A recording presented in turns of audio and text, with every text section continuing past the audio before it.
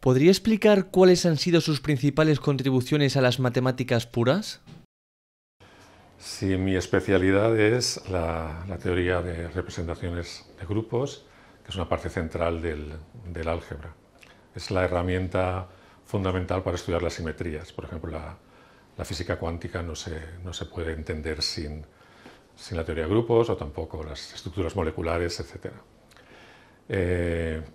Durante muchos años, digamos que mi teoría ha estado guiada por una serie de desafíos, de conjeturas que fueron hechas por matemáticos muy ilustres, como Richard Brouwer en el siglo pasado, y mi contribución ha sido que he resuelto, junto con un equipo, hemos resuelto unas conjeturas, y aparte lo más importante a lo mejor también ha sido cómo hemos diseñado cómo atacar el resto de las conjeturas, y eso ha creado como muchos artículos, tesis doctorales, etc. ¿Cómo definiría la relevancia de su investigación para la sociedad? Bueno, mi investigación es una investigación en ciencia básica. La ciencia básica se ocupa de resolver los problemas básicos, los que son las grandes preguntas de ciencia que son ineludibles, que las tienes que resolver sí o sí. Luego, esa ciencia básica, si es una ciencia básica buena, genera mucho conocimiento y luego se aplica sin duda a grandes zonas, a grandes problemas de la sociedad, como pueden ser, por ejemplo, he dicho la física cuántica o las telecomunicaciones o las estructuras moleculares, también en inteligencia artificial ahora se está aplicando, etc. Quiero decir, la ciencia buena al final llega a las aplicaciones.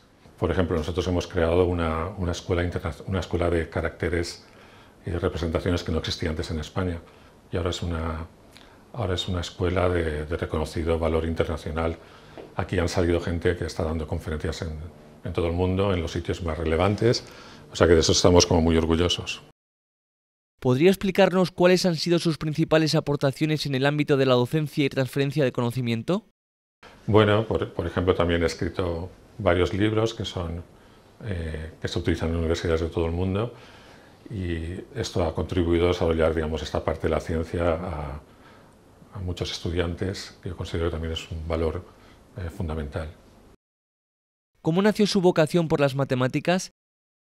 Bueno, supongo que mi historia es una historia muy vieja, pero no por eso deja de ser valiosa, que es los clásicos profesores de instituto que me dieron clase y a partir de ahí me transmitieron el valor y la belleza de las matemáticas, y a partir de ahí, cuando ya empiezas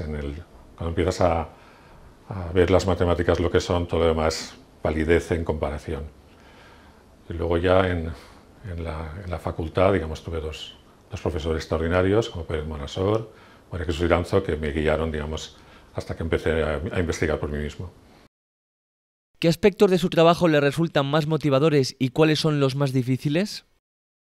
Bueno, lo que más me motiva, digamos, es tener un problema importante, difícil, en el que veas que puedes contribuir de alguna manera. Esos son momentos de una excitación absoluta.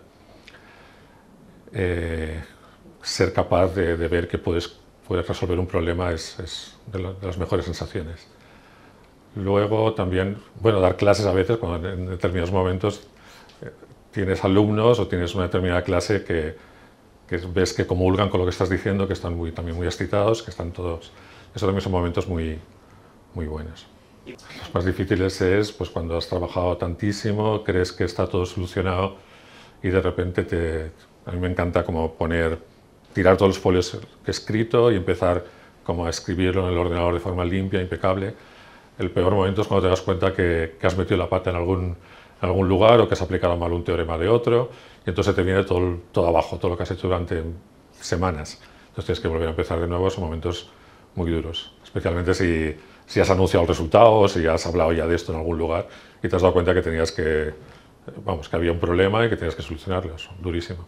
Sí que pasa a menudo. Bueno, hay ejemplos muy famosos. El teorema de Fermat, el xn más in igual a zn, Andrew Wiles lo anunció, era un problema que tenía 400 años o 300 años, era un problema muy famoso, y él lo anunció por sorpresa en Cambridge, y lo mandó a publicar en una de las grandes revistas y se dieron cuenta de que había un problema, un gap que dicen, había, a lo mejor no hay un error, sino simplemente es que, que hay un caso que no es considerado. Y entonces, bueno, él tuvo una valentía tremenda porque se encerró en su casa y pasaron creo que 2 años hasta que resolvió el gap, y además todo el mundo ya sabía, había expuesto sus ideas, todo el mundo sabía ya cómo lo estaba atacando, entonces era un momento de mucha tensión. ¿Cuál cree que es la clave del éxito en la investigación matemática? Son bastantes factores. Primero estar en el sitio correcto, en el momento correcto. Venir de una escuela potente. O sea, aunque en solitario se pueden hacer muchas cosas, pero si no vienes de una escuela muy potente, es imposible que resuelvas problemas de nivel. Bueno, eso creo que es importante. Y luego lo que he dicho del momento justo. El momento justo, porque muchas veces muchos teoremas son la acumulación de muchísimo trabajo de decenas de matemáticos. Y tú lo coges en el momento en que puedes aplicar lo que todo el mundo ha hecho y de repente era el momento, lo has conseguido. Hay gente que lo intentó como 50 años antes y no tenían las herramientas suficientes. ¿Cómo ve la situación de las matemáticas en España? ¿Cree que estamos a la altura que nos corresponde como país europeo? Bueno, pues en los últimos 40 años las matemáticas han dado un vuelco espectacular. Siempre ha habido, España es un lugar de talento, aunque a veces era un talento más aislado. Por ejemplo, hemos tenido a Ramón y Cajal, o en física Blas Cabrera, o Rey Pastor en matemáticas, pero no había como esos grupos que hay ahora. Digamos que durante estos años yo creo que los gobiernos han invertido dinero, hemos salido fuera muchísima gente, y eso ha hecho que las matemáticas en España estén a un nivel espectacular. Hay un dato que es que todavía no tenemos un medallista Fields o un premio Abel, que son como los premios más importantes en matemáticas. Y eso, un país como España debe aspirar a eso, y yo pienso que estaremos cerca de conseguirlo. Francia tiene muchísimos medallistas Fields, incluso Italia, Alemania, Inglaterra.